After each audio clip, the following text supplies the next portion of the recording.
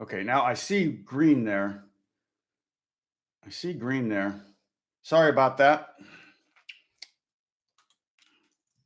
Sorry. I loaded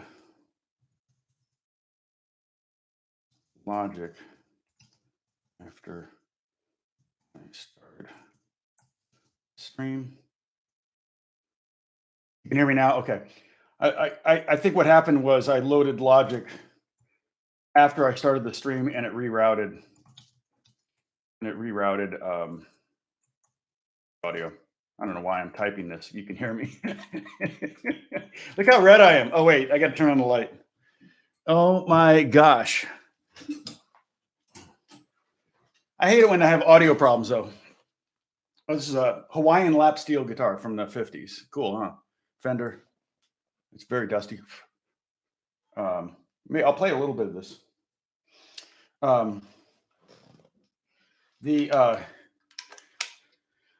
Whew, man. Hey, I'm wearing a Fender shirt and playing a Fender guitar. Okay, so I don't have any Fender acoustics, so I'm going to probably play acoustic. This is going to be lesson 2 on circle of fifths. We broke it up into 2 lessons because it took us a minute. I am wearing pants. So that 21 days in a row. 21 days in a row. As soon as this is over, though, they're gone. So, hey, Kevin, sorry. Abhishank, great to see you. Lance, good to see you. Miguel, Dan, sorry. Pepper, always good to see you. We're still missing, let's see. Oh, Bob, Derek, hey, you hear me now? Derek, are you new? Have you been on this before? Jeff, good to see you. AJ, I tried to figure out the flat section and the formula and it did not work. Can't wait. Okay, good. Because here's the thing. We're going backwards a fifth. Remember we counted up a fifth? We're going to count down a fifth now. That's why. Or you could count up a fourth. But we're to keep it in the concept of circle of fifths. That's what you want to do because the key of C is up a fifth from F. So in other words, to get to F, one way to do it is to count backwards fifths, and we're going to do that. And you'll see, and you'll be like, "Oh, cool! It makes sense now." So look how red I'm sweating. So Beth and I go for our walk this morning. Right, 9 o'clock, we leave the house, and she says, "Hey, I want to get my coffee, which is gone now because I couldn't." Well, I'll tell. And so we stop off at Ralph's and go to the Starbucks and get coffee. And then we start walking down to CSUN. And that's Cal State University Northridge, CSUN. Really pretty campus. They have a building there. If you're a Star Trek fan, they have a building there that they used for Starfleet Academy in the newer movies. So when you see Starfleet Academy, that's a big building on the CSUN campus. So it's pretty cool. And so here we go. Let's see. Dennis. We're still missing our administrator, right? Where's our admin? I may have to add someone else as an admin.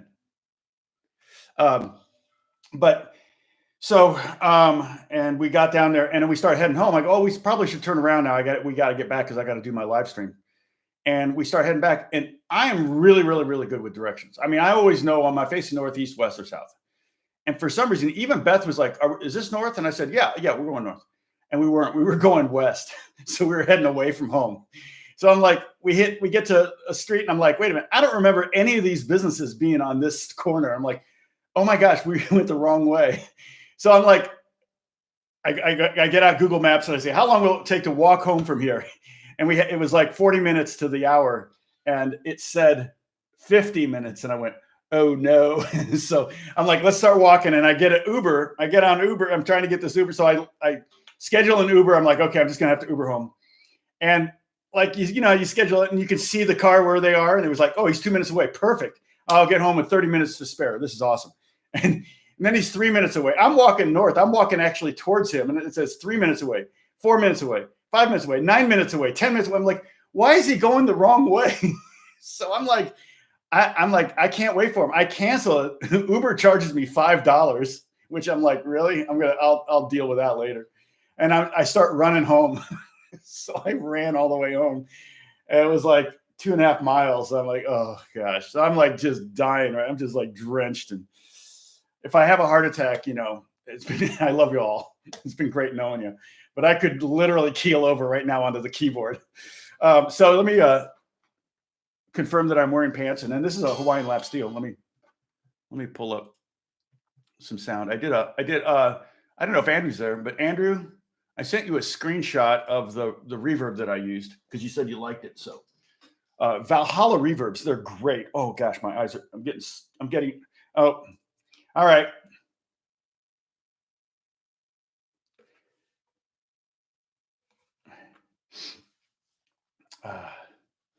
So let's see. Hold on a second.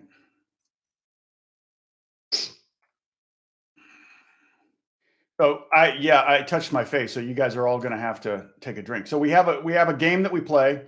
Where is Kathy? Where is Kathy? She's around here somewhere. Anyway, I don't think she's watching right now. We have a game that we play. It's a drinking game. If I touch my face, I'm going to have to scoot back, I think. If I touch my face, or if I refer to myself in the third person, or if I say I had a band in high school called, you all have to take a drink. So that's our drinking game. I touch my face. I will be touching my face a lot. See, everybody's saying sip. So in case you missed it, then you can just keep an eye on the live stream and then you'll know that I took a drink. I'll probably be touching my face a lot because I'm sweating like a pig right now. Just totally up.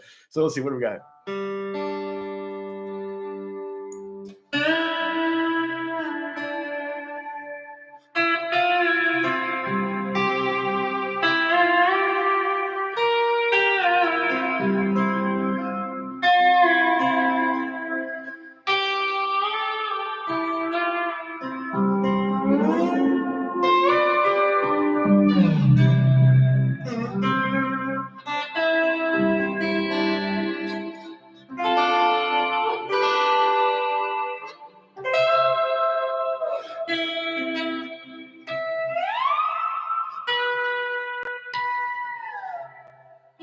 You like that? Can you guys hear that? Oh, do we? All right. What do we got here? Eyes count. Oh, 100%. Eyes actually. eyes. Eyes are the worst part. That's really where most people get, like when they get a cold or something like that. It's because like they're touching their eyes or something. I don't see Andrew on today, but Andrew was saying, yeah, don't put your fingers in any hole. And I'm like, well, then why are they all shaped like fingers? Why are all your holes shaped like fingers? It's like, it's perfect. Yeah, this is a steel. Yeah, it's just a lap steel. It's 6 strings. I've got it tuned open G, which is open G is D, G, D, G, B, D. Oh, I thought I hit cap locks, but that's. Hey, Erasmus, good to see you. Alan, good to see you also. Chris is back. Thank you, Chris, for that recommend on that Facebook page. I always appreciate the promos. Like I said, my YouTube channel almost doubled overnight when someone on Reddit posted that they thought, why don't more people follow Tom because he's such a great teacher? I don't know if I'm a great teacher, but I do get my most common complaint. And I'm like, well, yeah, is that I talk too much. Although, would you tell your professor that he talks too much? But I guess there's some people that log on to guitar channels and they just want to hear you play or something. So I'm actually trying to show you what I'm doing. And it's exactly like with this thing, I'm just showing you. But this really has nothing to do with circle of fifths. Although I could do, here's C, go up a fifth. There's G, go up a fifth. There's D.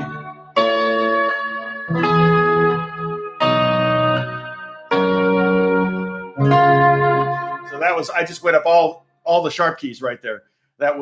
We did this yesterday. I'm going to hold this piece of paper up. We got 42 viewers, so I'm going to hold this up. You can take a screenshot of yesterday's work. We did the sharp keys in the circle of fifths, and this is what that looked like. Sorry. And we learned a new word yesterday called tetrachords. And tetrachords are basically a part of a scale. So to explain what we did here, we made a circle. So you're going to make another circle on your paper. Okay, we're going to do this again, but this time we're going to go this way. Okay, we went this way and got our sharp keys. You can see we have 1, 2, 3, 4, 5, 6, 7 sharp keys. And we put lines on like a clock, 12 12 different stopping points on the clock there. And then I wrote out here the formula for a major scale. So we started with C and we made a major scale using our formula that we learned in modes. So if you go to lesson, I think 13 is the first lesson on the mode. Yeah, I still don't see Kathy. Hope she's okay. We're all going to have to check up on her. Okay. I'll post her Twitter. Do ears count? Is Verdi on? Verdi's not on either. They maybe started a new. Oh no, Verdi, you're there. Okay. Yeah. And Verdi, try to get 15 minutes between cigarettes. Okay. I know you say you have to light a cigarette every. Okay. So that was okay. So AJ, you're saying that's a sip. Okay. So touching the ears counts as a touching the face. Okay. So you got to take a sip. So on the circle of fifths here, we start on C, which has no sharps, no flats. On the piano, it's all white keys. It's real easy to play. And we used our formula that we learned in modes here. Okay. Let's see. In fact, I can post up the first lesson from the first modes lesson from the live stream. Okay. I can do that. So you guys can open that up and bookmark that for later if you are missing the mode stuff. And what I'm trying to do is, I haven't done it yet for this, but I will put, it'll say the circle of fifths in all caps. So I'm adding, let's see, it was lesson 13, get shareable link. Okay, copy to link. Okay, cool. I can do it that way too. That's awesome. All right. So here's that first one. Right? That should be lesson right there, lesson or daily lesson number 13, which is the first lesson of modes, where we actually talked about this. And the W stands for whole step and the H stands for half step. In other words, 2 frets and 1 fret. And so what we did was we made scales. We started with a C scale. We made that and we counted up a fifth starting on C. That's important. 1, 2, 3, 4, 5. We ended up with G. So we put G here. That's our next scale. And if we did this formula to G, we would end up with 1 sharp. So there we are. The next key in the circle of fifths is G, 1 sharp. And then we counted up 5 and got D, and we did a scale built on that. And that's where tetrachords came into play. Okay, so I've said there's no quiz at the end of the week on this, but actually we're going to talk about tetrachords so much because it really saves you a lot of time. If you take the second tetrachord of the key of C, so here's the first one, C, D, E, F is the first tetrachord, and G, A, B, C is the second tetrachord. And you can see major scales are made up of 2 tetrachords, a whole step apart. And they're identical tetrachords, whole step, half step, and whole step, half step. So if you take that G tetrachord, put it here, you got first half of the G major scale, saves you the work of having to figure it out. I'm real lazy, and anytime I can save work, I'll do it. So then we built the rest of the scale, and we ended up with the second tetrachord, which is the first tetrachord of D, and so on and so forth. So as we went around the circle of fifths, and we went up a fifth in D, we got to A. And we went up a fifth in A, we got E. And every time we went up, we got another sharp. So G is 1 sharp, is a 1 sharp key. D is a major key with 2 sharps. A is a major key with 3 sharps, 4 sharps, 5 sharps, 6 sharps. And the key of C sharp major. And you get down here, these are not very common keys. I don't see them very often. So yeah, tetrachords make it so much easier. It's crazy, isn't it? So the first tetrachord, C, D, E, F, that's the first half of the C major scale. And then you had G, A, B, C. And interval wise, those are the same. And then on the key of G, we just built on that. And then we went D, E, F sharp, G. And we got this, and so on and so forth. So it's kind of cool. So we're going to have that. That's going to come into play as well in the flat keys. Okay. What's funny is I never really thought about it that way. I mean, I'm sure I did at some point when I was teaching, but I didn't remember talking about tetrachords. But once we started doing this, I was like, oh, yeah, I should tell you about tetrachords because it'll save some time. All right. So we're gonna open up another piece of paper here, and we're gonna make a circle. Woo. All right. I'm going to try to make a circle here. I'm shaking. I'm worried about Kathy, though. She's going to watch this and go, oh, everybody was worried about me. Hopefully they're okay.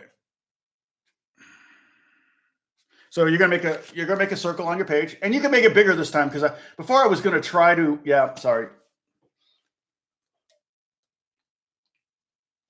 Everybody take a sip. Tom touched his face. All right, so we're gonna make a circle, and then you can make the points of the clock on there. 12 stopping points. And at the top, you can write C. Like that. In fact, you could even write it on the inside if you want, because we'll go on the inside. Oh, I referred to myself in the third person, didn't I? I had a band in high school called Referred to the Third Person. Oh, wait, that's another. Okay. So if you're new, the drinking game is if I touch my face, refer to myself in the third person, or say I had a band in high school called, you all have to take a sip. And then you can tell me what you're drinking too, just so I can make sure. Okay. Verdi. Now, Verdi, I need you to go 15 minutes between cigarettes, okay? Not 10. We're gonna stretch out to 15, okay? Tomorrow we're going to 20. You got that? We're going to 20 minutes between cigarettes. So just so you know, we are all holding you accountable here. Verdi's a chain smoker. My dad was a chain smoker. He would smoke 2 packs or 3 packs a day. And he quit, but only when his doctor said, if you don't quit, you're going to die. And my dad did pass away from throat cancer. And I guarantee it was from smoking. So I've never smoked. One of the things I love about Mad Men, though, the TV show Mad Men, when everybody's smoking around the kids and everything. Yeah, 1 hour while learning. Who is Joe Mama? Yeah, Verdi, we can do it, Verdi. Come on, we're all counting on you. Joe Mama. You actually had a band in high school called Joe Mama? I did a video on bands I had, bands that I've been part of. I can post that up too. I don't know. The video was, are all good band names taken? Okay, so now we want to write the formula again. Below this, we're going to write the formula. Let's see, we can do it here. Whole, half, whole, half. And if you want to bracket again like that to see the tetrachords, they're going to come into play again. Okay, so you can do something like that if you want. Don't need to write the sharps on there on the other side. Your homework assignment, and if you want to send it to me, would be to combine these two. So I'm going to write the flats in here because we're going to come all. I'm going to tell you there's 7 flat keys. And you can already guess that C flat's going to be the last one because C sharp was the last one here. So the sharp ones went around the outside, and then the flat ones go around the inside. So if you want to, you don't need to do all the scales. Like you don't need to do this again, okay? But what you can do is do a bigger one of these if you want. Make a bigger circle so you can get everything on there, and just do the sharp keys, flat keys, and if you want to send. If you want to send a screenshot to my Facebook page, then I'll check your work. Okay. My Facebook page is right here. This is it. I'm going to copy this link and post it right here. So you can open that up and then just like my page. You can send me messages there. I apologize. I don't reply to every message all the time because I have notifications turned off on everything on my phone except text, emails, and of course phone calls. So and even email, it's only one email account that I actually have notifications for. Like, so my Gmail account, I don't get notifications for. So what I try to do is check that once a week. Okay, so we're going to make a C scale again. All right, so we can do that here, C. And so we need a whole step up from C, that's D. A whole step up from D, that's E. A half step up from E is F. We can put our little caret there. Again, there's the caret. Upside down V is a caret to mark that that's a half step. Okay, so C to D is a whole step, D to E is a whole step, half step, and then F to G is a whole step. Okay, then we need a whole step, A, right? And then we need another whole step, B, and then we need a last half step, which is B to C. Woo, I ran all, I ran about 2.5 miles home because Beth and I went the wrong direction on our walk. I thought I'm really good with directions. I thought I was going north and I was going west. And that's very unlike me. Cheers. I'm not even waiting for you guys to catch me. I just knew I touched my face. I'm sweating though still. So I'm like trying to keep the sweat from everybody's clue. Oh, somebody asked me a question about, are we going to put relative minors inside the circle? Well, I'll tell you what, I'll take a survey at the end of this. If you want to do a lesson on it, we can. But the relative minor, we can always find out the relative minor. You just go to the end, or if you want, either way, you can count up 6, and there's the relative minor. So 1, 2, 3, 4, 5, 6, or you can go backwards 3. 1, 2, 3. Remember, whenever I told you to try to find the relative minor, I say go down a half step and then down a whole step. So if you're in G, go down to F sharp and then down to E, and you get the relative minor. Okay, so that would be the relative minors. So yeah, if you want to, you can, when you make your big circle. In fact, we could do that together. Maybe we'll do that.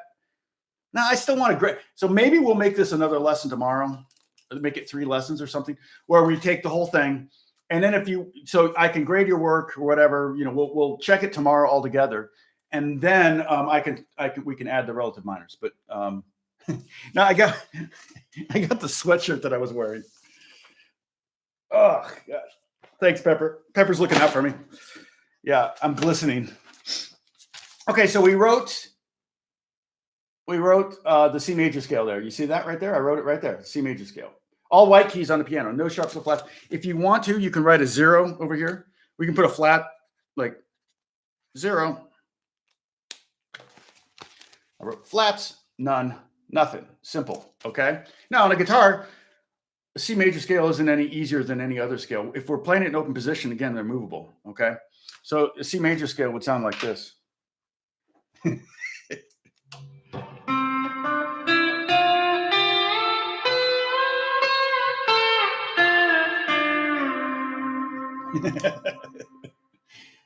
I should probably get an acoustic guitar out. Anyway, it's easy. Hey, actually, remember how I tell you what I'll do is I'll flip my guitar down and make it a desk. So I've actually already got a lap desk now. I can just put my paper on there. Okay, so we go up a fifth and we get 1, 2, 3, 4. Oh no, that's not right. We don't want G. We're going flat keys. Guess what we do? We go this way a fifth. Count C. 1, 2, 3, 4, 5. Extra glug. Why? That's exactly what extra glug. No, we're not taking drinks. What? Oh yeah, you could put the key signature if you want. Yeah, here's the thing. If you Google circle of fifths, and maybe put the term JPEG or PDF after it, and then click on images, you'll find a million of them that are correct. So you can check your work that way. You don't need me to check your work, but that you could even print that up and just have that. Now the key signatures, like we talked about, like with the Six Pavadas, the Louis Milan piece, that if you're not reading music, you're not going to really need to know key signatures. But one thing you can do, if you memorize all the sharps and flats, if you memorize them all, because there's only 16 of them, 15 of them. If you memorize them, then you can look at any key signature and go, oh, that's 3 sharps. Oh, that must be the key of A. Oh, that's 3 flats. That must be the key of. We're going to get to that, but so that's cool. That's the information combines together, works together. So, okay. So the next key is going to be the key of F. So let's use our formula, and we'll find the tetrachord here in a second. But let's use the formula first to create the F major scale. 1, 2, 3, 4. Ooh, I could actually skip a line with each of these, so I have more space. Okay, F. Okay, up a whole step from F. What do we have? Yeah, Verdi, you could count 4 up, but I kind of want to keep the concept that we're talking about the circle of fifths. Okay, so we count backwards a circle to get to the flats, but really, if you think about if we were at F and we wanted to get to C, we would go up a fifth, and you'll see that in a second. Okay, so what? Oh, thank you, G. Okay, a whole step up from G.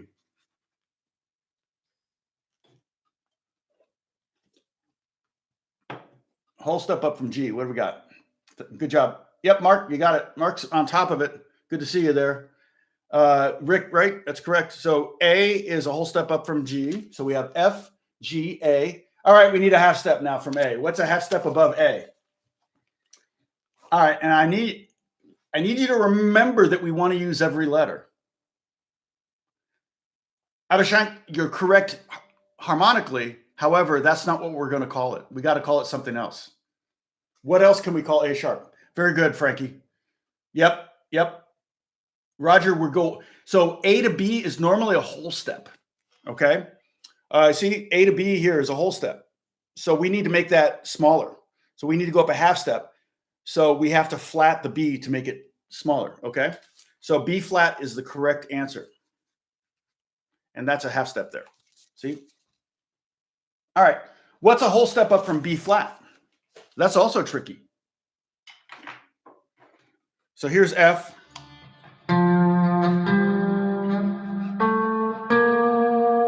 So we were B flat. Yep. Nope. Not C sharp. Nope. It's B flat. We're B flat. So if B to C is a half step, B flat to C is a whole step. So C is the correct answer. Yep, Pepper, that's the correct formula. And if you want to kind of see the tetrachords here, you can look at it this way too. You can go whole, half, half, and then a whole step, and another whole, half. And that way you can kind of see the two tetrachords. Okay, C is correct. Okay, we want a whole step. We want a whole step up from C. Whole step up from C. Yep, Mark, very good. D is the correct answer. So far we have F, G, my lame looking G, A, B flat, C, D, and then we need a whole step up from D. We get, Mark, you're kicking it right now. You're kicking butt. Whole step up from Roger, right? That's right. E, and then we need a half step. E is the correct answer here. D to E. We need a half step to finish it out, and that's right, Pepper. Good job. F. Unless you were answering the E question. And if you were yeah, very good, Charles. Okay, so there's our F. Okay, do you see the tetrachord? Do you see where we could have saved some time? Do you see the first tetrachord of C major is the second tetrachord of F?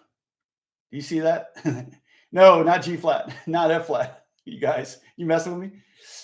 So the scale, the F major scale, F to G is a whole step, G to A is a whole step, A to B flat's a half step, B flat to C is a whole step, C to D is a whole step, D to E is a whole step, and E to F is a half step. And we should have F on either side. If you end up with more than F or less than F, then you did something wrong.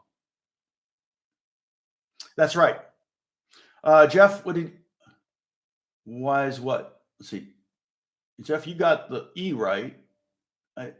So you saw that it ended up at F. Okay, so that's right. C, D, F is the same. So when we get to the next key, we just have to do the first four, and then we can copy the next four from the previous key.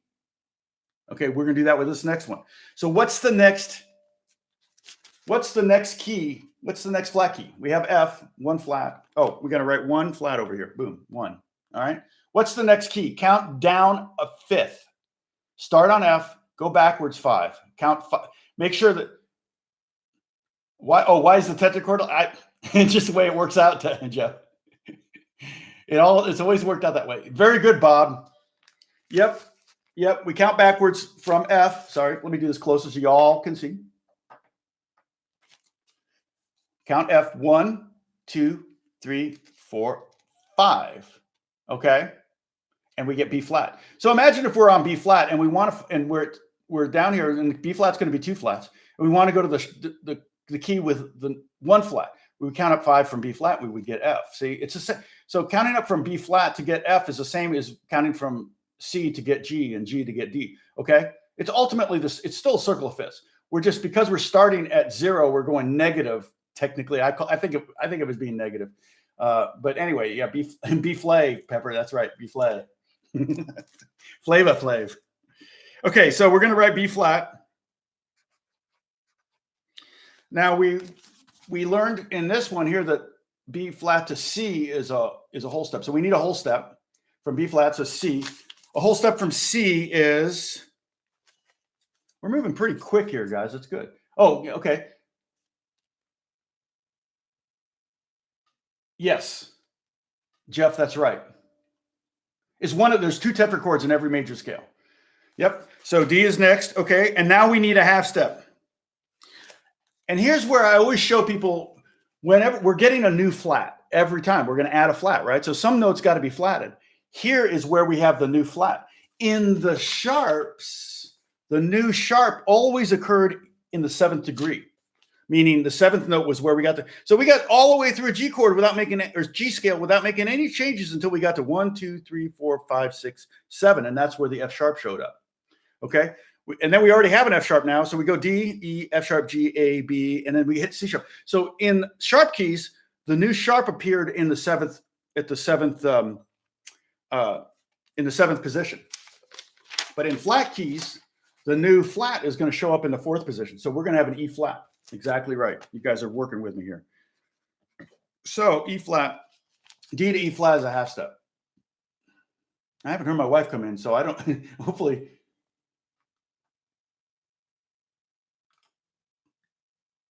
Yeah, Jim, so far that's right. You're working ahead with me. Yep. Okay, so the next note is F. Well, I'm going to save you all time. Let's take the tetrachord from the first tetrachord from the key of F and finish this out. Okay, so if we take these first 4 notes of the F chord scale, we can just add it to the second half of the B flat scale, and we finished our work. We're cheating. I love cheating. Well, I love shortcuts. Okay, not cheating. It's just using knowledge to your advantage here. So we just can finish this out like this. I just wrote F, G, A, B flat, and we're done. And we have 2 flats. Don't count B flat twice, just once. So we have a B flat and E flat. That's a total of 2 flats. Very good, Jeff. You're totally getting this, right? You guys are getting this? And if you missed the first lesson, man, we peaked at 63 yesterday. Can you believe that? I think it's because I promoted on my my Facebook. I mean, yeah, my Facebook page, just my normal Facebook page. So I probably should do that every day. Okay, so our B flat scale. Oh, we can write B flat over here on the circle of fifths. Kind of messy, but anyway, you see that. So we got C, then we have 1 flat here, F, and 2 flats, B flat. So what's a 4th up from this? No, not quite, Pepper. We already did the key of D. So count down, squirrel. TA, how's it going? That's right. Jeff, you're right. We count down a 5th, starting on B flat, and we'll get the next flat key. 1, 2, 3, 4, 5. So we already know we can put the E flat up here. We already know. How many flats is the key of E flat going to have? Just guess that, and you'll guess right.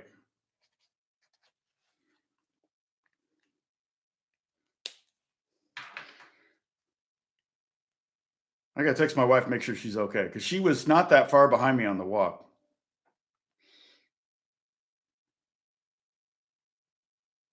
Oops. You corrected.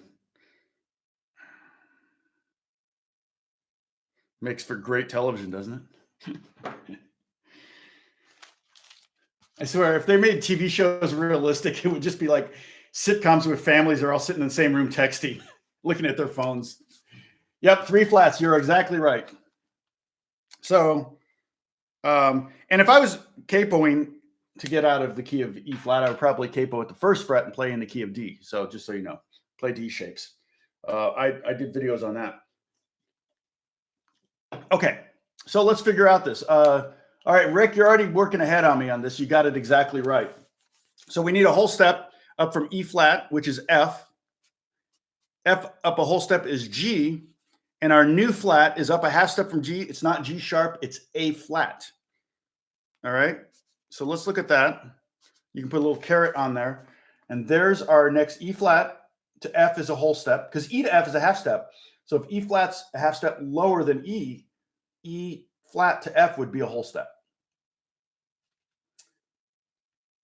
Okay.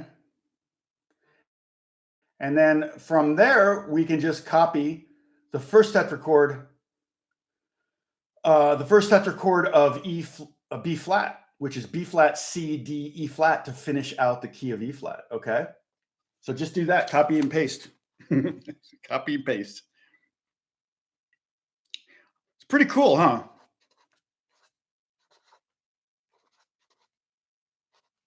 Now,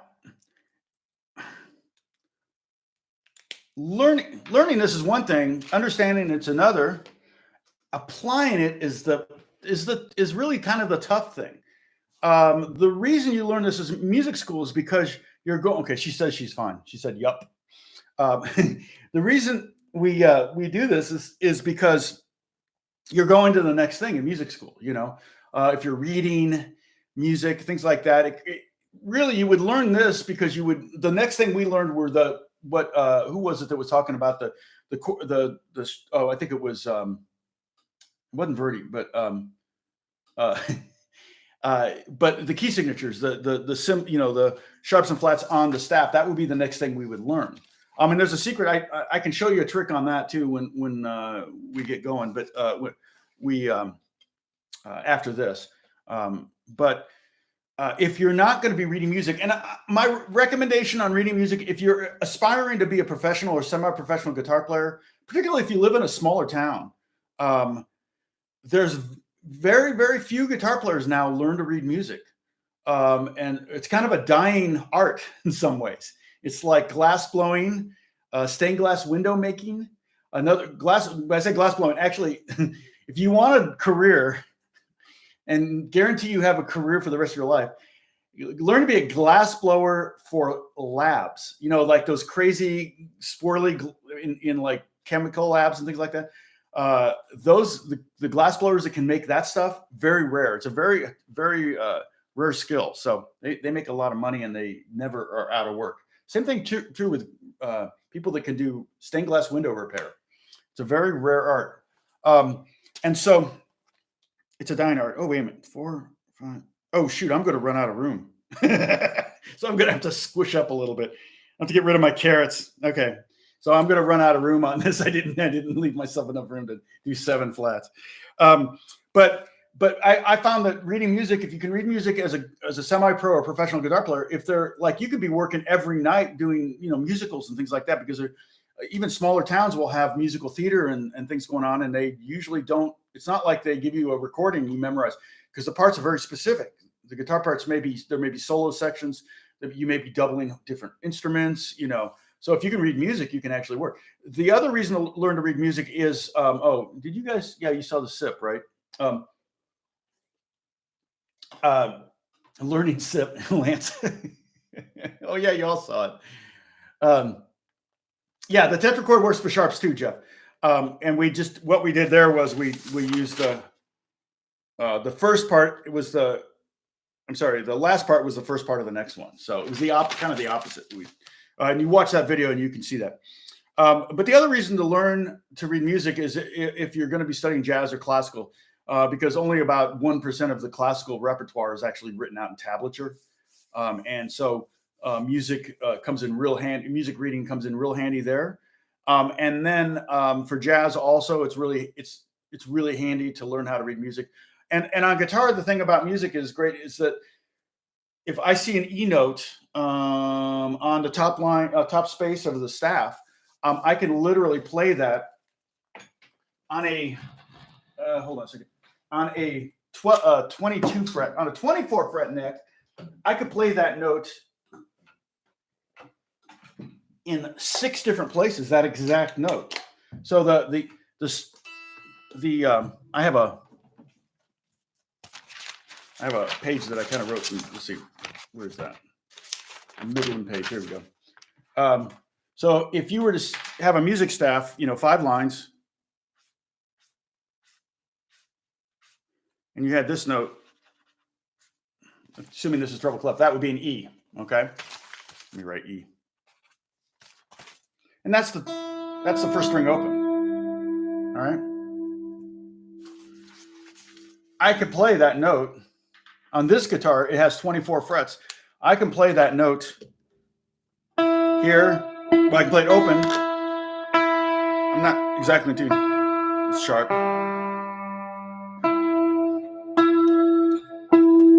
And actually, I can play it on my pickup right there. Almost is a little sharp, but so I got literally 6 places I can play that note.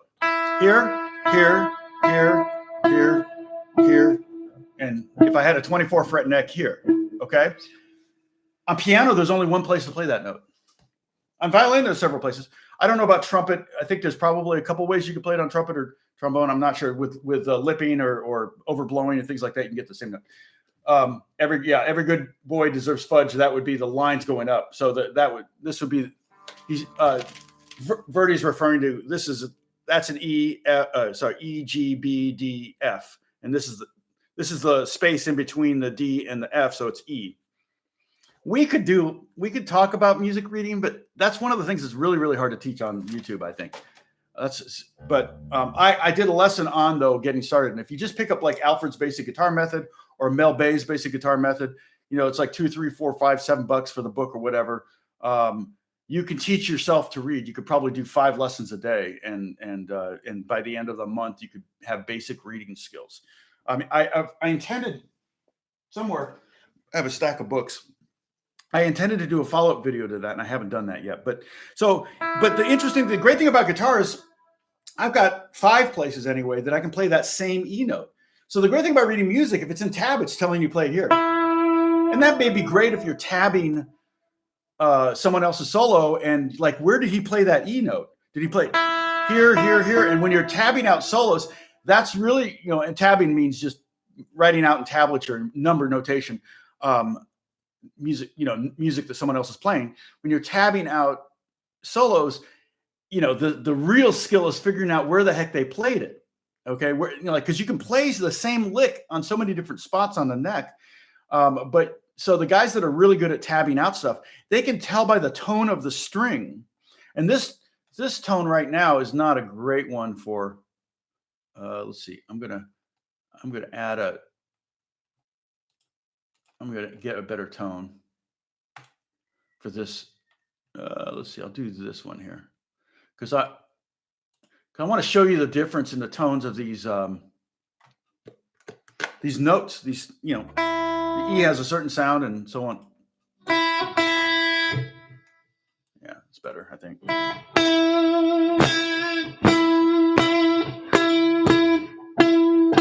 And that's really kind of throaty. The string is very short. It's very fat. And then it's pretty subtle. The difference is you can really hear that. There's more volume there than this one. And the tone is very subtle to be heard through a microphone through the streaming world.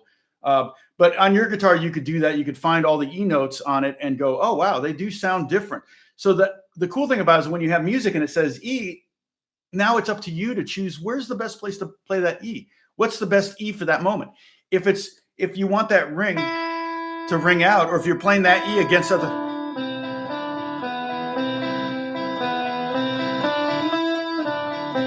you want it to ring out like that, then maybe the open E string is the best. But if you need to put vibrato on it, then this E is probably even better than this E. And if you want it to be really kind of throaty,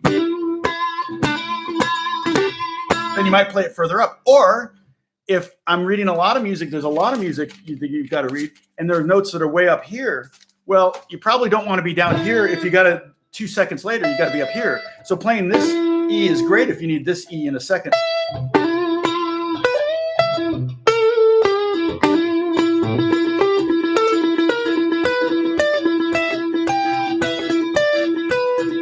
I should do an exercise about that.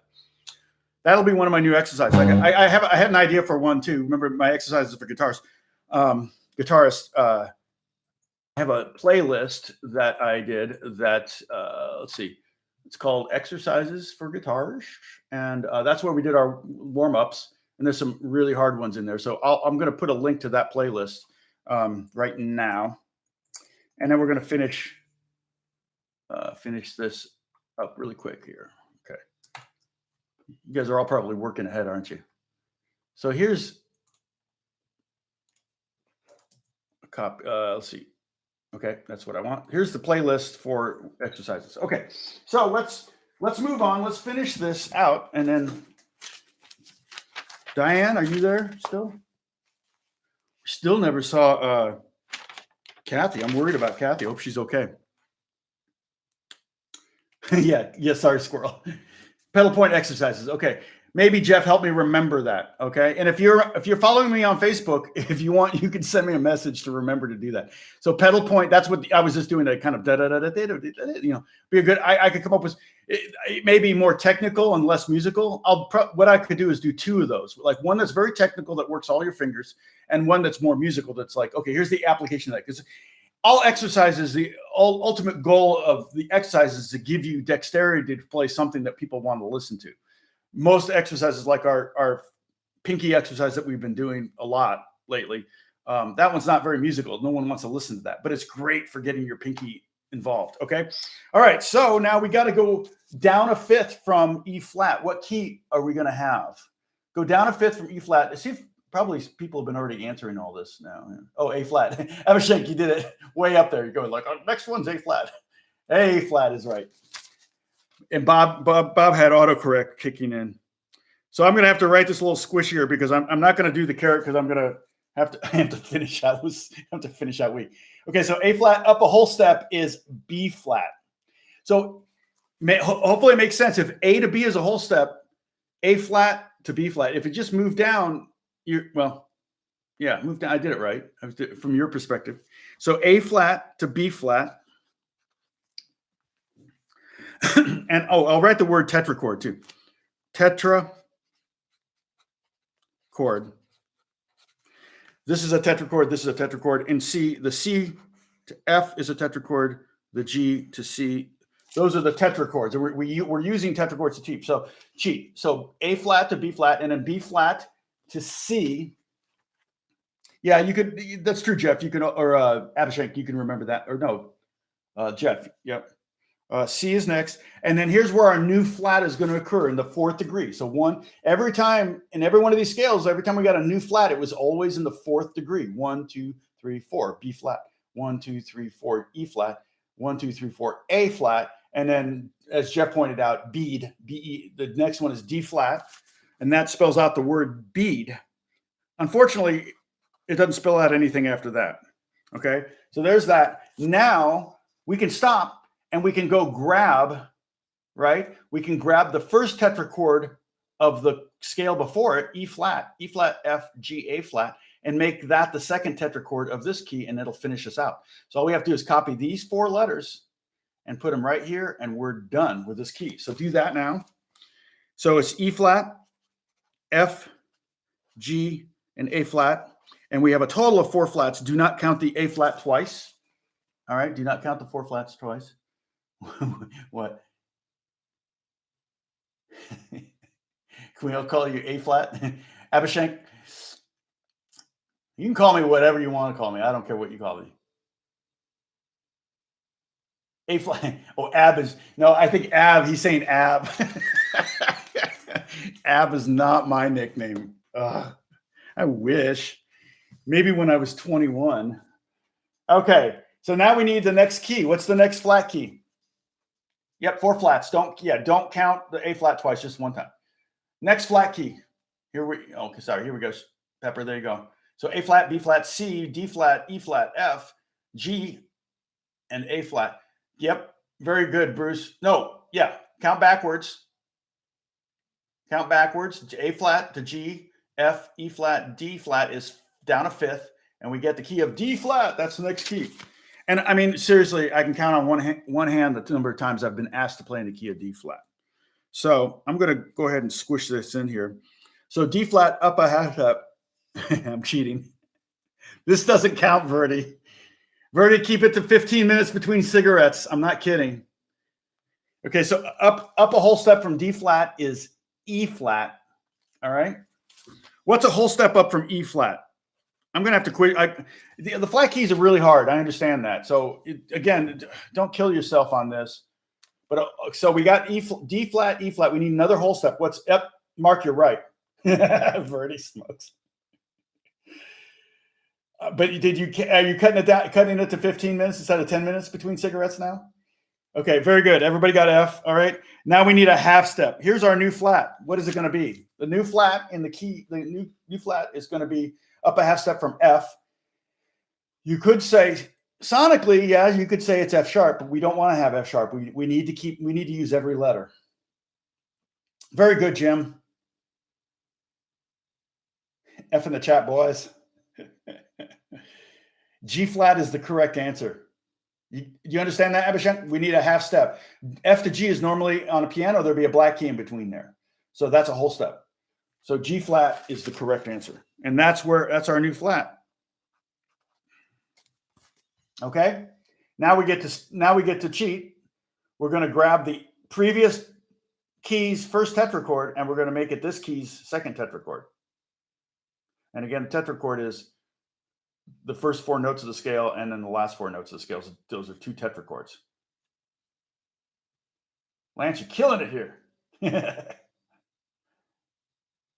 You looked at the chart. Oh, I'm sorry. I'm ahead of here. Yeah, I got to write A flat is the next key here. And so we're in the key of D flat. So sorry, I haven't been filling this out. Okay, I haven't been filling this out. So I think everybody's thirsty. Tom thinks everybody's thirsty. So we're gonna snag this A flat tetrachord here, and we're gonna put it at the end of the D flat key. A flat, B flat, C, and D flat. And we're gonna have a total of 5 flats. We're almost done. We only have 2 more to go. Yes, Tom referred to himself in the third person, so you have to take a drink. So for those who are new here, I don't know if anybody's new, never been here. This is the game, the drinking game. If I touch my face, refer to myself in the third person, or say I had a band in high school called, you have to take a drink.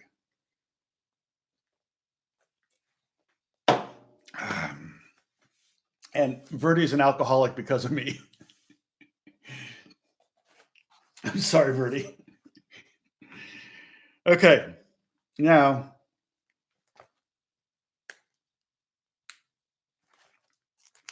let's see. What's the next key? Count down a fifth. Start on D flat and go down 5. Counting D is 1. Go ahead, Rick. You have my permission. Or you just got back from eating. Sorry. Okay, let me get a good. Here we go. You can do a screen, but I wouldn't screen cap it now because we got 2 more to do. Let's wait until they're done. Okay, what's another term for F sharp though? See, we got to look 1, 2, 3, 4, 5. That's right. G flat is the correct answer. So write G flat.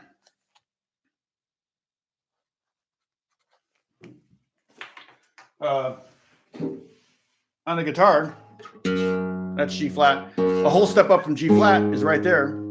And you might say G sharp, but we need to use every letter. And so we can't have G twice. So it would be, yep. Next one is A flat. The next note is A flat. Okay. Up a whole step. And then a whole step up from A flat. Here's A flat. Up to here. That's B flat. Now we're going to have our new flat. And again, like I said, D flat's a very uncommon key to play, and G flat's even more uncommon. So we have B flat,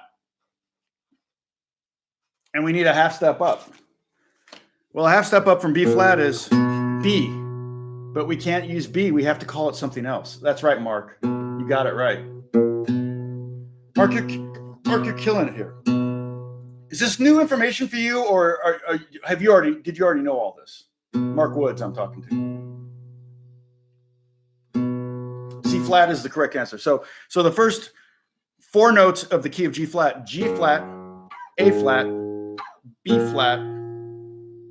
G flat, A flat, B flat, C flat. Now think about it. The first four notes in the key of G were G, A, B, C. So it makes sense if we're going to flat those first one, we're going to have to flat all of them if it's still going to be a major scale. I call it the law of congruency. You know, if we have something that's a shape and we move it down a fret, we'd move it down a half step, everything has to move with it.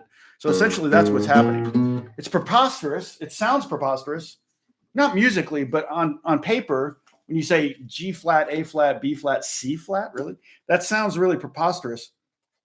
But it ain't. So, all right, now we get to cheat again. So we're going to take the first tetrachord of the key before, which is D flat, and we're going to copy, Rick, almost. Sorry, I got to show. Rick, you were close. You missed the last flat. It's G flat to N. Okay, exactly right. D flat. We're going to go build up D flat, E flat, F, G flat. So our new flat was the C flat. D flat, E flat, F, and G flat. We have 6 flats in that key, and we can write it here too, G flat, and our circle of fifths. So now we have, this is the circle of fifths. We're going down a fifth every time. We have one more to do. And if you go down a fifth from G flat, what's the key?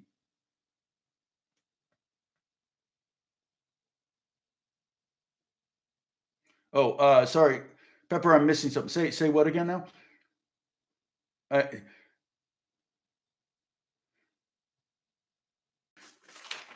Yeah, the key of F sharp is in the same exact position as the key of G flat. They're exactly the same key sonically. If I were to play the key, an F sharp major scale, here it is. And here's a G flat major scale. Okay, we arrived at 1 by going up a fifth until we got to F sharp, the key of F sharp, which had 6 sharps. And we got the other one by going down a fifth, and we got to that and we have 6 flats. So they're the same key. Oh, read off of B flat. Let's see, where was it? So B flat to C flat, D flat, E flat, F, G flat. So the key of G flat is G flat, A flat, that's a whole step. A flat to B flat's a whole step.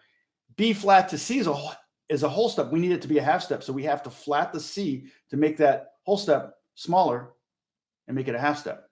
C flat to D flat's a whole step. D flat to E flat's a whole step. E flat to F. Sorry, I'm blocking it with my finger. And then F to G flat is our last. So we should end up there. Yep, Pepper, the next key is C flat. And so my law of congruency, I'm losing people here. It's in 36 now.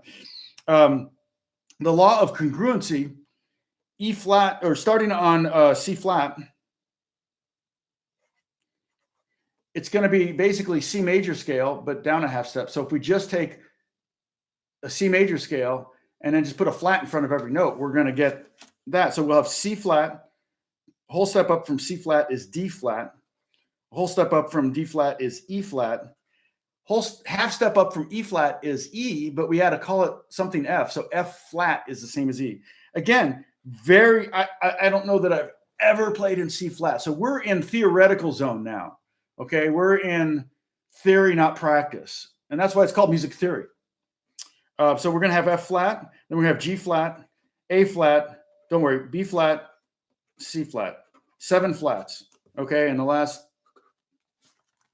flat key is there. Okay.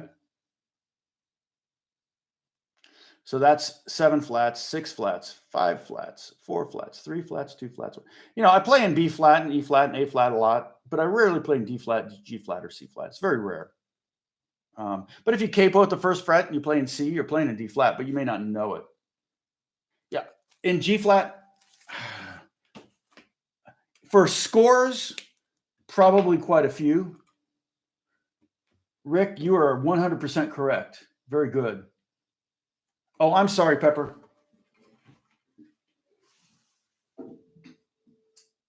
But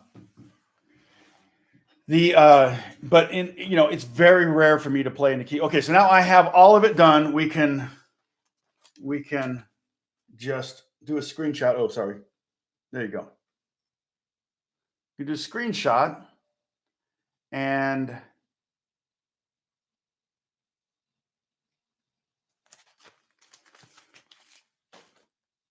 we can do this now. Go to another page and make a bigger circle.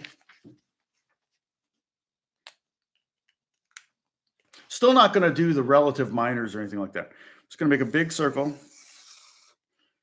Make the point. Oh, it's an awful circle.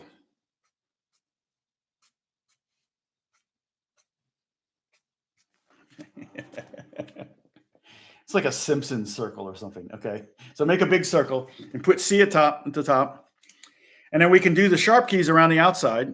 G, D, A, E, B, F sharp, and C sharp, like that. Okay. So this is the stuff we did yesterday. The sharp keys, up a fifth, up a fifth, up a fifth, up a fifth. And there's our, now technically, well, I don't want to say it, but you could technically G sharp and continue on, but I've never seen a song in the key of G sharp. Story time. Do I have a story to tell? I don't know if I have a story to tell. I have a story maybe about storytelling. Okay. And then in here, we can do if you want to write C again there, then we can do the flat keys, and it'd be F, B flat, E flat, A flat, D flat, G flat, and C flat. And here you can see of the keys, we have C flat and D flat are the same ultimately sonically. They sound the same, but on paper they would be different keys. F sharp and G flat are the same sonically, but again, F sharp would be a 6 sharp key and G flat would be a 6 flat key. And now I have played a lot of music in B. B is a very common key. So sharp wise, especially for guitar players, F sharp, I have played songs in F sharp, but as far as like rock songs in F sharp, I mean, there are a lot of songs in F sharp, but it's only because the guitar player probably tuned down a half step and they're really playing in G. So you could say, oh yeah, that song's in F sharp. And if you didn't know the guitar player was tuned down, you might try to figure it out in F sharp and go, wow, why are they playing in F sharp? I mean, that's the case with Eddie Van Halen. They're tuned down a half step, aren't they? Hendrix and did Stevie Ray Vaughan tune down a half step? I've seen a lot of A flat. And here's the thing, just so you know, like if I'm playing with a trumpet player, and say an alto, a tenor sax player, they are B flat instruments. There's no quiz on this. Okay, this is extra information, but I always have a hard time remembering. Okay, now what does that mean? So when I'm playing in B flat, that's C for them. So they love B flat because if I'm playing in B flat, they're playing in C, and that's a really easy key for them. But in other words, if I'm playing in B flat, they're playing in C. If I'm playing in C, they're playing in D. If I'm playing in D, they're playing in E. And if I'm playing in E, which is a very common key for guitar players, they're stuck playing in F sharp or G flat. So they don't really like it when they have to play songs in E. But there's a lot of soul songs, like R&B songs from the 60s. They're in the key of E. So the horn players were constantly playing in G flat or F sharp. It's up to the arranger which key to write it out in. It doesn't really matter. They're reading different charts. So that's why a lot of times when I'm playing if I'm playing in a big band and the guitar player is like last man on a totem pole, they don't care at all about guitar players. They don't consider guitar players at all. So they're totally throwing songs in flat keys. So if a song's in B flat for a trumpet player, it's in A flat for me. If it's A flat's not a horrible key, but if the big band's playing a song in A flat, I'm stuck playing in G flat. So I have played in G flat before. I've played in D flat before, but almost always in a big band where there are a lot of horns, if that makes sense.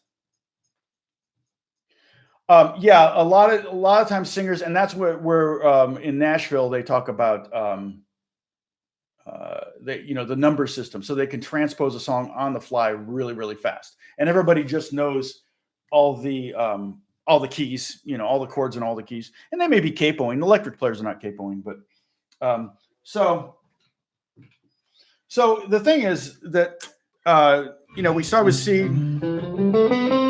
And then we went to the up a fifth was G, and then up a fifth from there. You can see a fifth really easy on the guitar.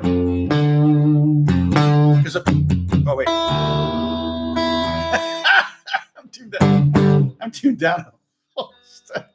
Why was I tuned down to drop D? I don't remember doing that. Oh, I remember. I was playing on that. I'm like sitting there. What the? It shows you how good my ear is. So here's C. And then there's a fifth. If I go there, see if that's a fifth. That's the next sharp key. And if I go to G and go up a fifth, there's D. And then I go to the up a fifth, and that's A. So I go to A, and there's the next. One of my favorite progressions to play over is kind of a circle of fifths in country. It's like it's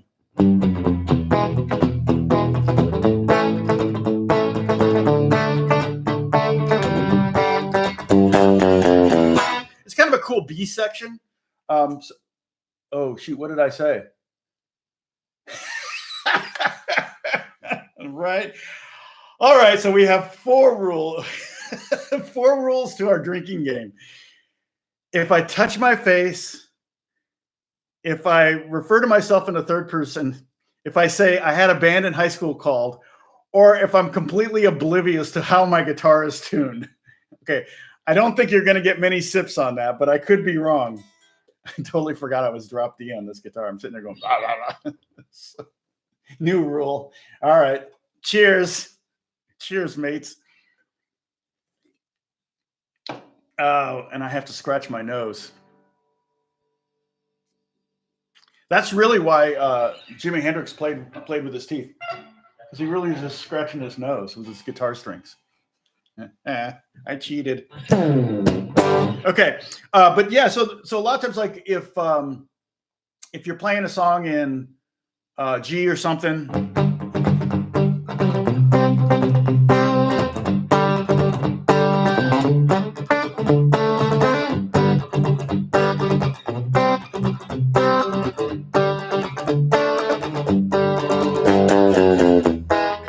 You might have a B section. It was a circle of fifths. So that circle of fifths progression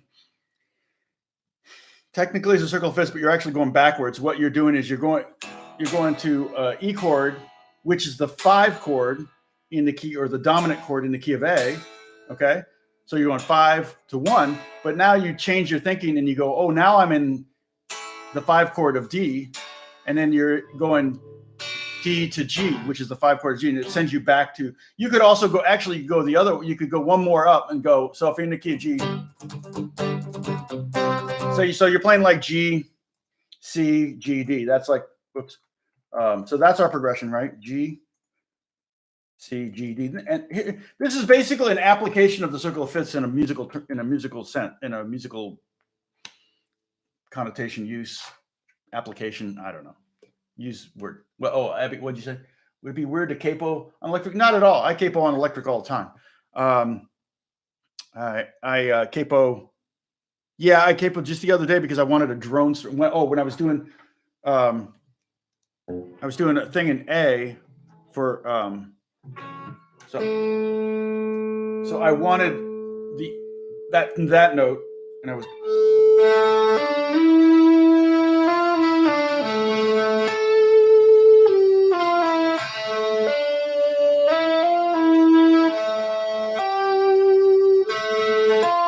That way allowed my ebow to get that open A string, and I didn't have to slide down. Sometimes I would slide down, but I wanted it to kind of be ringing. So, yeah. So but I use capo all the time on electric. But so that progression to G C D C could be.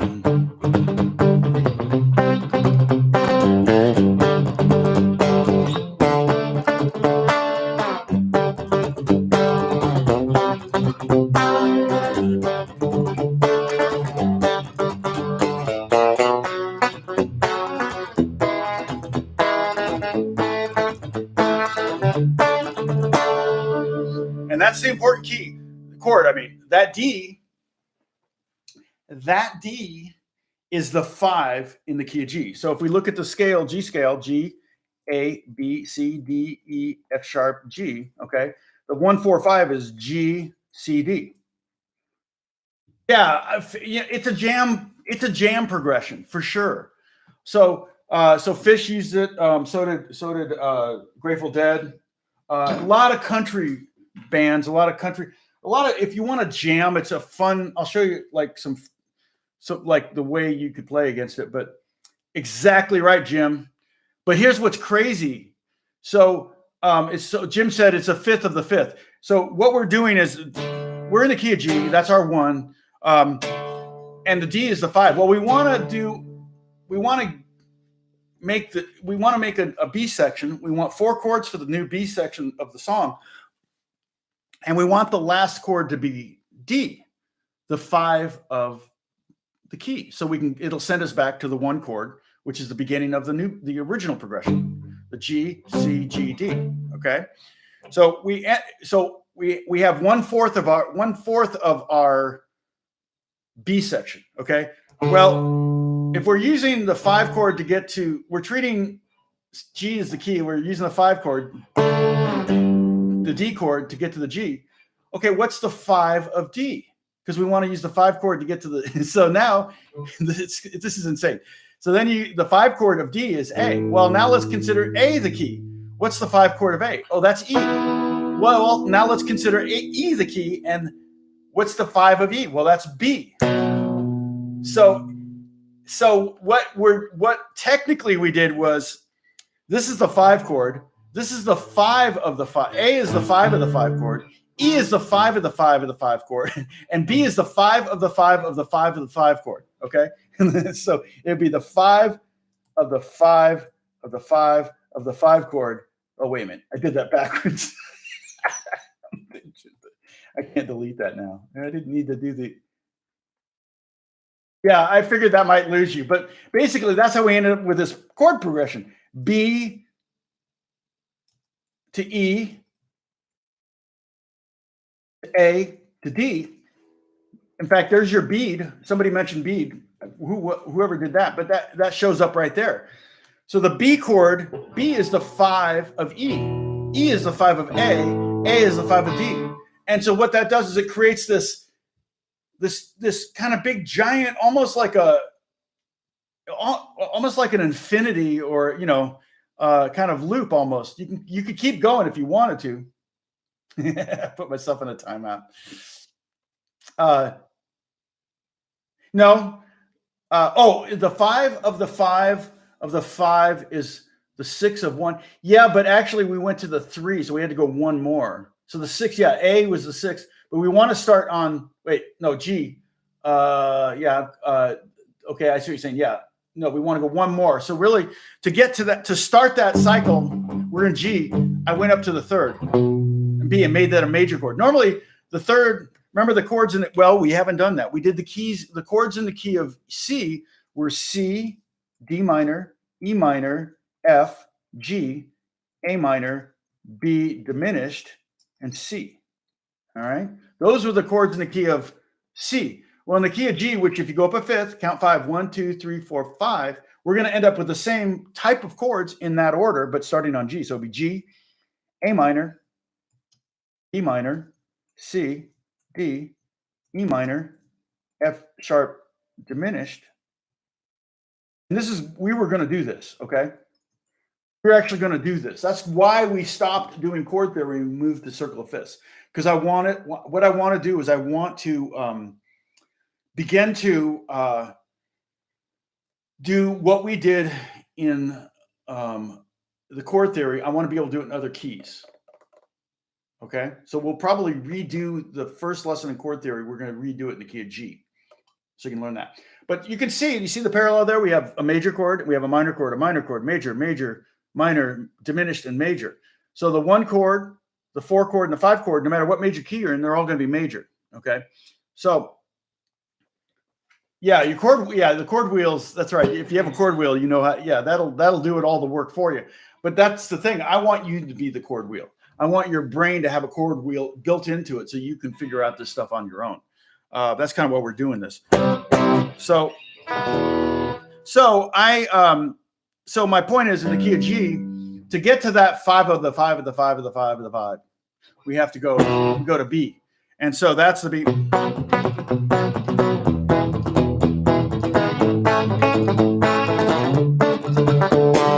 can do it again. You want to double that B section. Or now you can go back.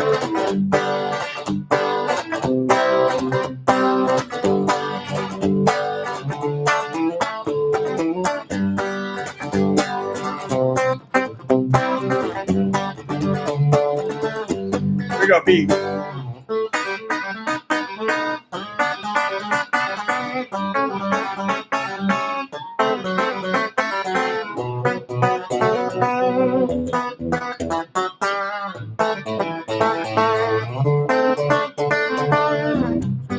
I just did basically a lick that a B lick, E lick, an A lick, and a D lick. Went it back to G. It's just a fun way to. It's really fun to play through those circle of fifths progressions because you can really kind of. Alex and I would do that. We'd have these contests, trying to come up with even just something simple as like.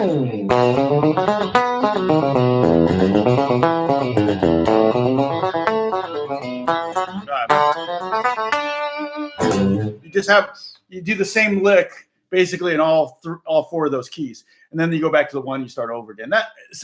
That's a musical application of the circle of fifths for fun, if you're writing, or sometimes you're having a hard time figuring out what chord progression do they go to. Once you've heard that circle of fifths progression a few times and you've started to recognize it in songs, you'll start to recognize it every time it's used. So D sharp is the leading tone exactly to E. Sorry. How would I memorize all this?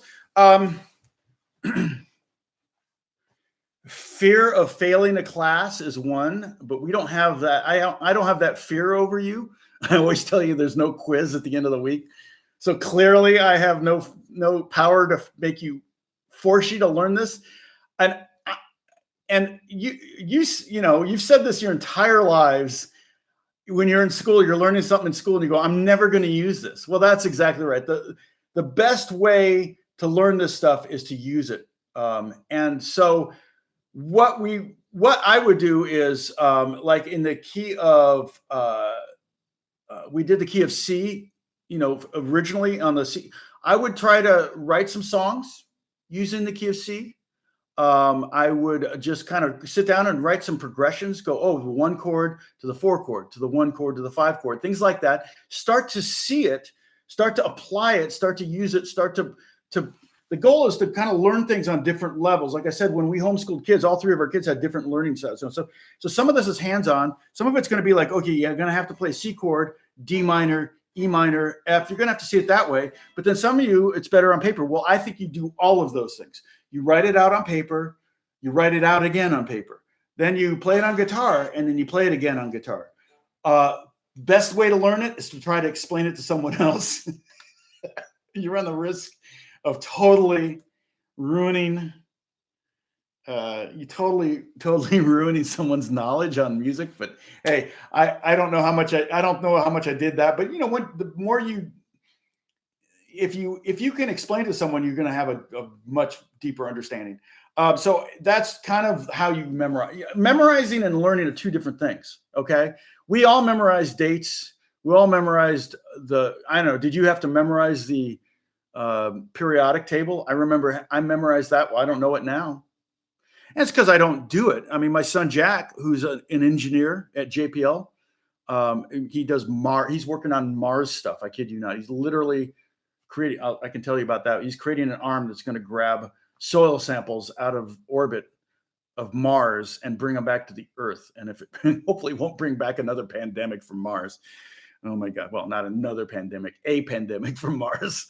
But anyway, that's what he's working on. But he learned his periodic tables, but because he's not in chemistry, he doesn't remember them. And so it's really all about using something. To me, that memorizing thing is something is pointless, but learning it is a different thing. Learning it is true. So okay, B major has a D sharp, which resolves to the E, which resolves exactly.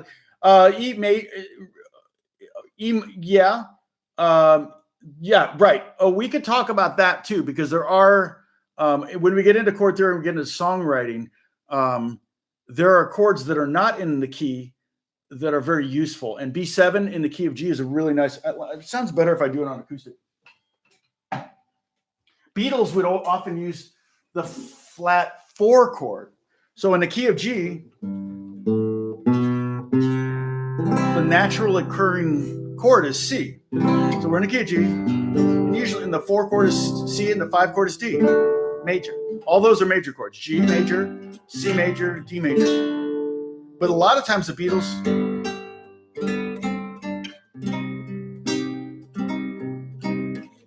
would use C minor to create kind of a sad sound. Now they didn't create that. They weren't the first ones to do it, but it always makes me think of a Beatles song, you know. Also makes me think of Radiohead. So Radiohead used G, and then they went to a B7, which is not naturally occurring. The naturally occurring chord in G for the B is B minor. But they did B7, which leads really strong to the C. But that, you're right, it also is a leading chord to the E minor. Like we're doing kind of a Spanish thing. Yeah, Bob Dylan did it a lot too. But B7 will also lead to C, and then on Creep they go to C minor. Because I'm right.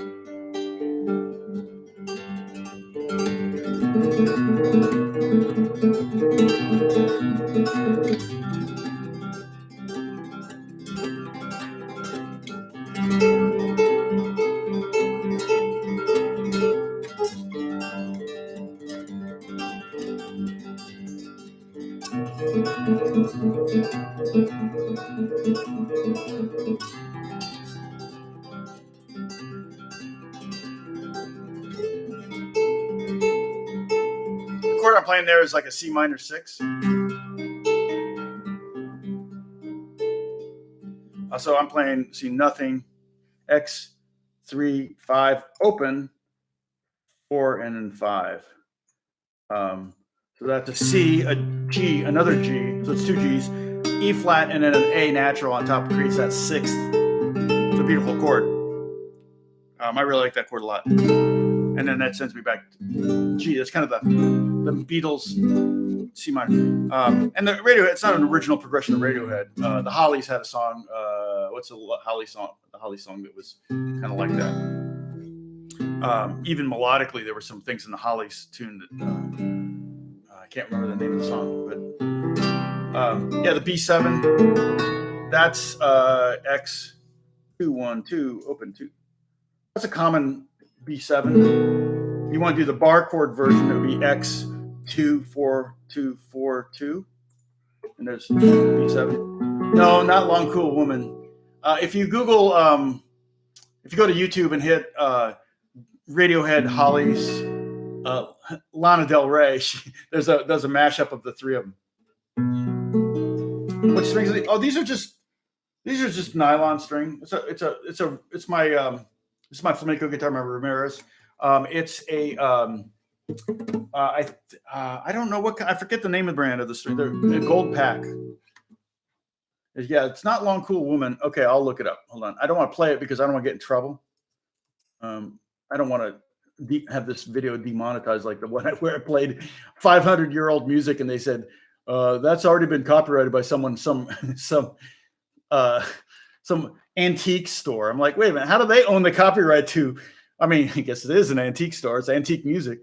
Hollies, Radiohead. Yeah, what's the Air That I Breathe. That's the name of the song. The Air That I Breathe.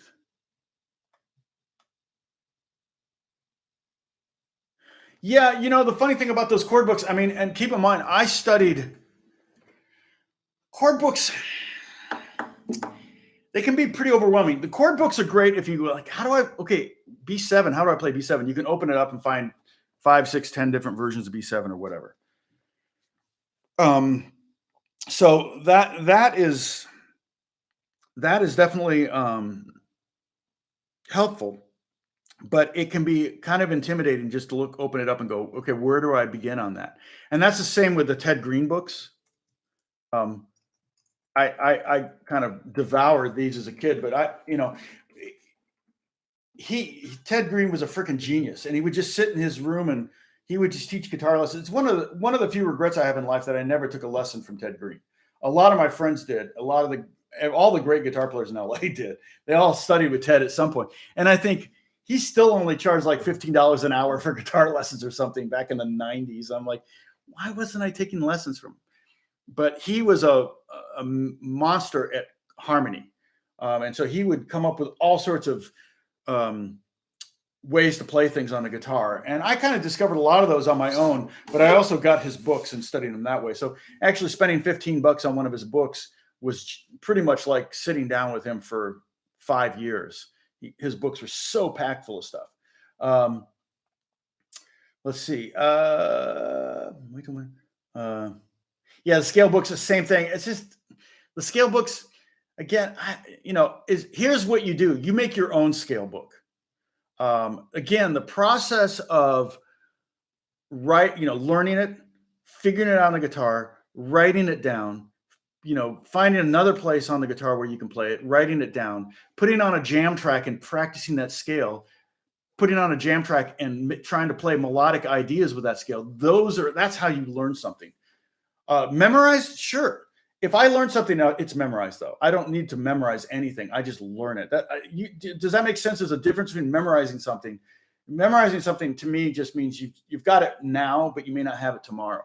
Learning it means you'll have it tomorrow. That's what I'm delineating between those two kind of processes. So heard Beatles traveled to another city. Yes, that's exactly right. Abhishek, Paul and John, I think that's kind of how they connected with George Harrison, was because they heard he knew how to play a B7 chord. So they got on a bus and went across Liverpool to learn a B7 chord. And they found that he was actually really good at other stuff too. I've heard Paul say that story before. It's pretty awesome. It's like freaking amazing. But I remember being a kid and it's like, there were, even today, I talk about going to Guitar Center, and you walk into Guitar Center and there's some 13-year-old kid playing something you've never heard before. And you're like, wait a minute, what are you doing? And you look at him, you watch his hands and you're like, okay, now I got it, So nothing changes. It's and that's kind of what it is. The Instagram kind of thing where guys will do these crazy things, guys or gals will do crazy things on the guitar and you'll subscribe to them because you're like, wow, I got to learn that. I've bought a lot of books, Rick, that I wish I hadn't wasted money on. I've got probably 10 books in my closet right now that I'm like, I wish I could get my money back on these stupid books. And I get it.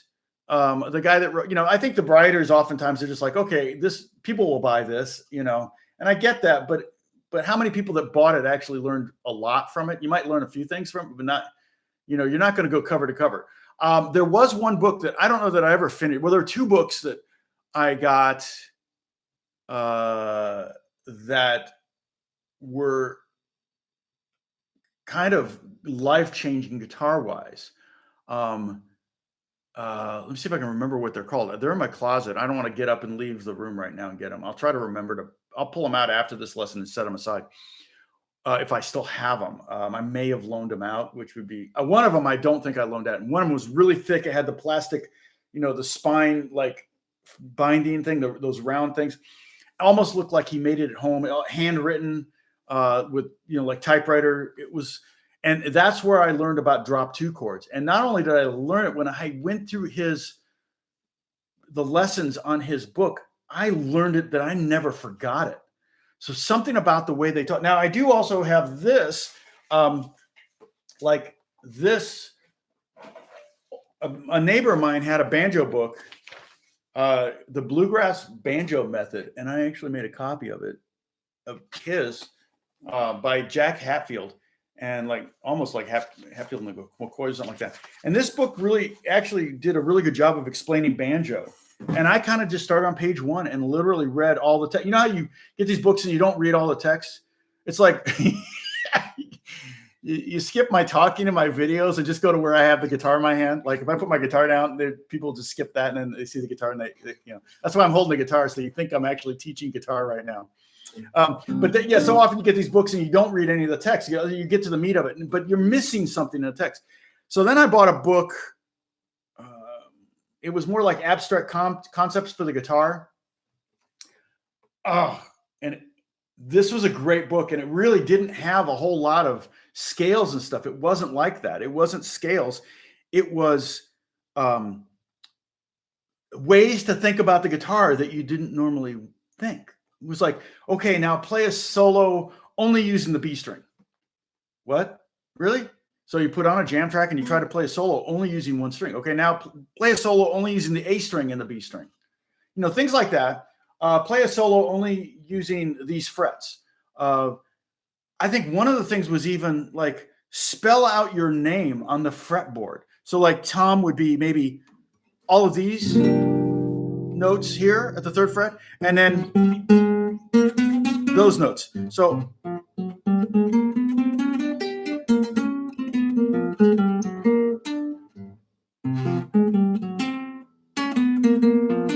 So like, okay, that sounds like a weird lesson, but what it ended up doing was making you think in ways you never thought of before. And then knowledge sneaks in different ways into your brain. And you're like, wait a minute. Okay. And then also it helps you with doing things that are conceptual. So if you're trying to write a piece, then you can go, okay, I'm going to try to write a piece that spells out my name. I talked about this before, and I don't think I ever told the story because somebody knew. But there is in German notation, it's so weird. Oh, nobody caught me touching my face? Really? Yeah, books have text, exactly. I only look at the pictures.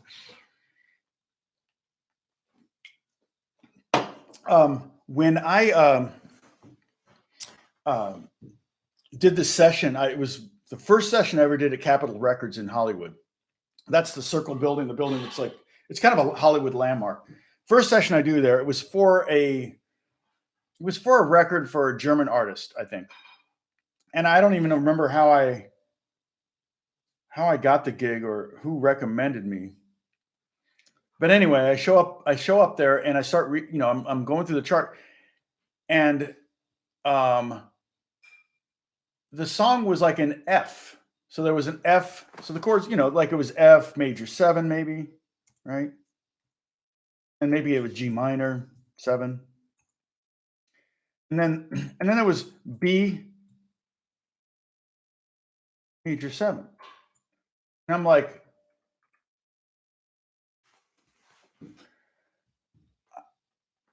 Slip Sip, right, Lance? I had a band in high school called Slip Sip. And so I'm like, B, that doesn't make any sense. And so we're rehearsing the song, and it's like, I'm like, wow, this is. Oh, Dan, thank you so much.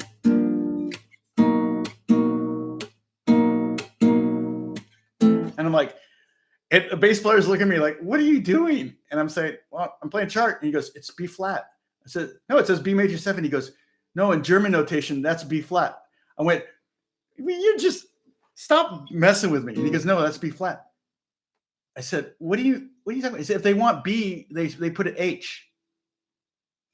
I said, wait, what? No, you're totally messing with me right now. The drummer comes in, he goes, no, seriously, H is B. And I'm like, what's a drummer in yeah, I did say band. So the drummer's telling me, it's no, that's a B flat chord. I'm like, how's the drummer? It's not a typo. And they go, no, B flat in German. If it's a German session, if they want B flat, they write B major. If they want B flat major 7, they write B major 7. I've never heard that. And they go, you've never heard that? I said, I guess I've never done a session for a German artist, or any German artist that I've ever worked with, wrote it out in normal notation. I'm like, that is crazy. I said, I've never heard that before. He goes, yeah, no, if they want B flat or B major 7, they would write H major 7. I'm looking through the chart. I'm not seeing any H's anywhere. So I'm going, well, why? Why is that the case? And the bass player, who's a great bass player, and he's one of the top guys in town. He's on all these movies. He's a really good upright player. So he'll play, string bass and stuff like that. He's in a lot of orchestras and stuff. He said it was so Bach could spell his name. I'm like, wait, what? He goes, Bach wanted to be able to write a piece of music that was B-A-C-H. And I'm like, so he wanted to write a piece of music that melodically went B flat A, B flat A, C, B natural. So B-A-C-H in B-A-C-H in German notation is B flat. I know, right? A, C, B.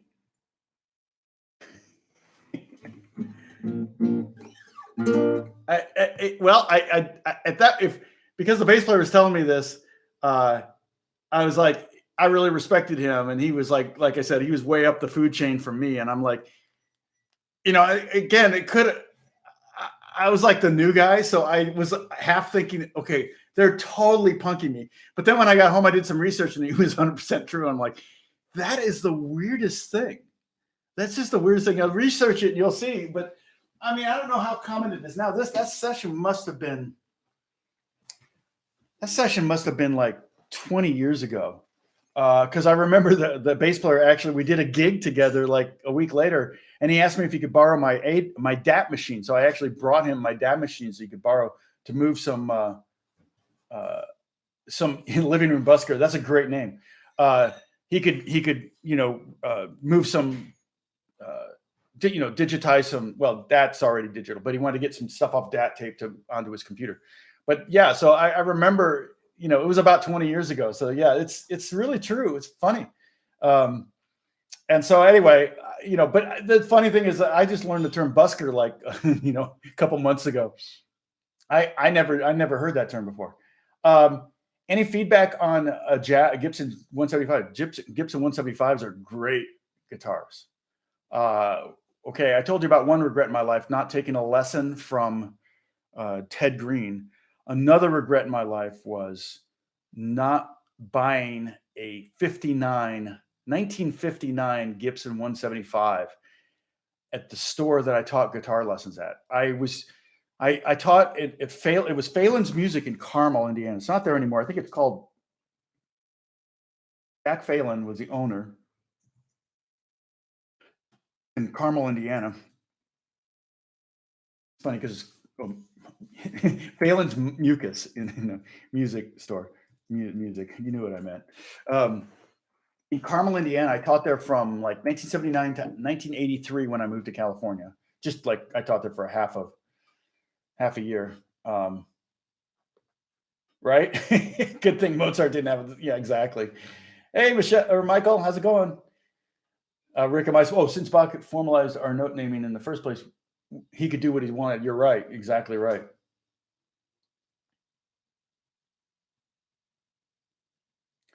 Oh, no, not really, Abhishek. I don't ever change the tuning while I'm playing. Not really. I don't think so. But what was I talking about? I teach it at Phelan's. So I had at one point I had 40 students a week there. So I was teaching Monday, Tuesday, Wednesday, Thursday, and Saturday mornings, basically from 3 to 8 every day, Monday through Thursday. And then Saturday morning, I would teach from, I think it was like 10 o'clock in the morning till about 2 o'clock in the afternoon or something like that. So I had a lot of half-hour students. There were 20 hours a week I was basically teaching. And for literally a month, there was a guitar at Phelan's. It was a 1959, which again, in 1980 wasn't like Holy Grail old. It was technically not even an antique. It was 21 years old, or 22 years old. But it was 59, blonde, beautiful. When I would have a student cancel, I'd go out there and I'd play it. It just played amazing. But I already had that blonde Ibanez that you saw. And I felt like I didn't need to duplicate something I already had. So I kind of set aside, but then every time I had a cancellation, I'd sit out in the lobby and play this guitar, and it just played great, sounded great, amazing. For a month, 2 months, I think it just hung on the wall there. And then I was like, one Friday, my day off, I said, you know what? I should go buy that guitar. That's a really nice guitar. I love playing it. I should do it. And so I drove up there, and it had sold right before I got there. Literally been up hanging on that wall for 2 months. And I should have called, or I don't remember when I made the decision, but I should have gotten it. And it was $300. Yeah. And Carmel, Indiana, not Caramel. But Carmel is how they say it in California. In Indiana, they say Carmel. So it's the same spelling. But I think it's called Carmel Music or something now. It's the same building. It's still there. I think last time I looked at Google Maps, it was still there. But I went there maybe 10, 15 years ago, and they changed the name to Carmel Music because the Phelan family had sold it. And they changed the name to Carmel Music, and they totally bought the store next door, and so it was twice as big as it was. So it wasn't at all like what I remembered it. But if I'm ever back in Indiana again, I probably will drive over there and check it out, just see. So it'd be pretty cool. For a beginner, what's my top tip? Top tip for a beginner. Well, I mean, I do think you should probably try to find a private for a very beginner. I think it doesn't hurt to find. Right now is not the time, obviously, to get a guitar teacher. But I do think sitting down with a guitar teacher is always good. And if you learn a lot and you got a good rapport and you can afford it, then you can go far with a good teacher. I certainly did. And like I talk about this Phelan's music store, that's where I took guitar lessons. And so I started when I was 11. I think in 72 is when we moved to Indianapolis. So I started taking lessons there. And then from there, I ended up becoming a teacher. So I took basically I learned everything the teachers could teach me. And they said, we can't teach you anything anymore. So, can you start teaching? Because we need teachers. So that's what happened. Adjusting guitar is a good thing. Also, I always say, and TA, I don't disagree with that, especially now. What else are you going to do? But I also say at least pick up the guitar every day, whether it's 5 minutes or whatever. Find simple songs that you want to learn. I have some videos out there. I have a whole playlist. Let me give you. Well, here. Okay, I already posted that. Let me give you the basics. You can peruse this playlist of mine, and it's a bunch of basic lessons. Copy. And so some of them are numbered. So like there's a lot, the most recent one there says strumming lesson number 8. So obviously you wouldn't want to start on that one. I do need to do a video. I got to write some of this stuff down. I do need to do a video on changing chords. Because I don't want to do that here because I do feel like we're kind of moving forward, and that would be going backwards. Rocksmith, yep. Actually, you're probably who asked me? Steve King. Steve, you'll probably get better recommendations from people here on the chat. And when I sign off, I'm going to leave the chat going so you guys can talk for a little bit longer. It'll automatically log off at some point. I'm not sure what Google does or YouTube does, but there are what I would ask my beginner students to do too is make a list of their favorite songs, and like the more the merrier, the more the better. So if a student showed up with 20 songs or even 40 songs, then I could look through those and come up with a game plan. Okay, this song is super easy, so let's learn that. And then, then we can do this song, and you can start knocking those songs. There may be some on there that are way too hard. You wouldn't be able to get to for years, but there might be 5 or 6 or 7 or half of them that you could probably learn the first year of your playing. And that's where working with the teacher is really good. But a lot of people here, because they're on my live chat here, the viewers here are closer to being beginners. They might have some better tips for you as far as how to get from beginner to intermediate. So hopefully that helps. Let's see. So tomorrow, okay, so yeah, Rocksmith seems to be a common thing here.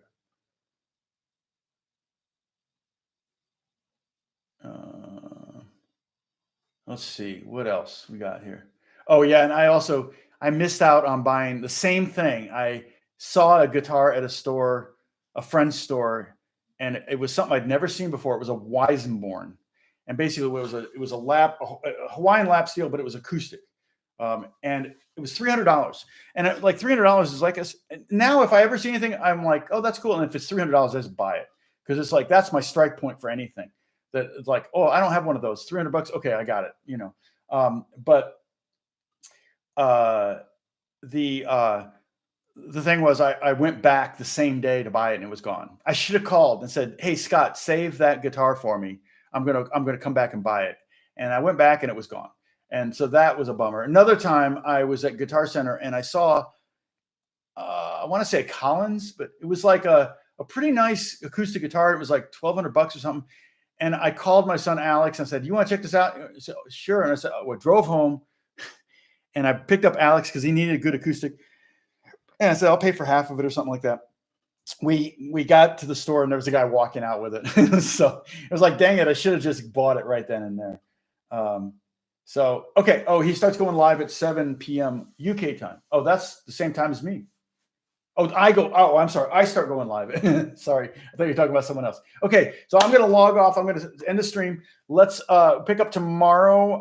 I think what we're going to do tomorrow is some more chord theory stuff. I talked about application. So let me think about what I'm going to do, but I'll probably come up with some stuff for tomorrow. We're going to do chord theory. The first lesson we did on chord theory, we did it in C. I think I want to do it in G, and then maybe we'll do it in D and maybe A and E or something. Like pick the sharp keys, the happy, friendly guitar keys, and we'll do those. Okay, but I'll see you guys tomorrow. Chord shapes. Yep, we're going to talk about that. Suspended chords. We could talk about that too. Yeah, and we talk about harmony too. There's so many things to talk about. So anyway, I'll see you tomorrow. Thanks for tuning in. Bye bye.